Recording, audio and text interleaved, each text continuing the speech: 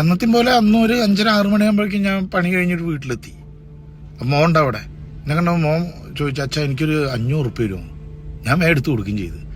അപ്പം തന്നെ അവൻ വീട്ടിൽ നിന്ന് പുറത്തും പോയി. ഒരു 1.5 മണിക്കൂർ കഴിഞ്ഞപ്പോൾ വീണ്ടും അവൻ വന്നിട്ട് പറഞ്ഞ്, അച്ഛാ എനിക്കൊരു 500 ഉറുപ്പിക കൂടി വേണം. ഞാൻ ചോദിച്ചു, എന്തിനാണ് ഇത്രയും പൈസ? ഒരു അത്യാവശ്യ കാര്യം അച്ഛാ, ഞാൻ അനാവശ്യമായിട്ടൊരു ഉറുപ്പിക ചിലവാക്കില്ല എന്ന് അച്ഛനെ അറിയില്ലെന്ന്. ശരിയാണ്, അങ്ങനെ അനാവശ്യമായിട്ടൊരു ഉറുപ്പിക ചിലവാക്കാത്ത കുട്ടിയാണ്. ഞാൻ വേഗം എടുത്തിട്ട് 500 ഉറുപ്പിക കൊടുത്തു. അപ്പം തന്നെ അവൻ പോവുകയും ചെയ്തു. രാത്രി ഒരു 11-11:30 അവനെ കാണുന്നില്ല. എനിക്കാണെങ്കിൽ പുലർച്ചെ 4 മണിക്ക് എണീക്കും വേണം. ഞാൻ വേഗം കിടന്ന് ഉറങ്ങി. പിറ്റേ ദിവസം രാവിലെ അവളുടെ അലർച്ച കേട്ടിട്ടാണ് ഞാൻ ഓടിച്ചെല്ലണത്. അപ്പം കണ്ട കാഴ്ച, എൻ്റെ മോൻ ഇങ്ങനെ തൊള്ളിൽ നിന്ന് നേരം പതയൊക്കെ വന്നിട്ട് ഇങ്ങനെ മലർന്ന് കിടക്കുക. വിളിച്ചിട്ട് അനക്കല്ല. ഒരച്ഛനും അമ്മയ്ക്കും കണ്ട സഹിക്കാത്തൊരു കാഴ്ചയിടും. ഞാൻ വേഗം വാരി എടുത്ത് ഹോസ്പിറ്റലിൽ എത്തിച്ച്.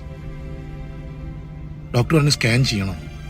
സ്കാൻ ചെയ്ത റിപ്പോർട്ട് കണ്ട ഡോക്ടർ പറയണം, അവൻ മാരകമായിട്ടുള്ള എന്തോ മയക്കുമരുന്ന് ഉപയോഗിച്ചിട്ടുണ്ട്.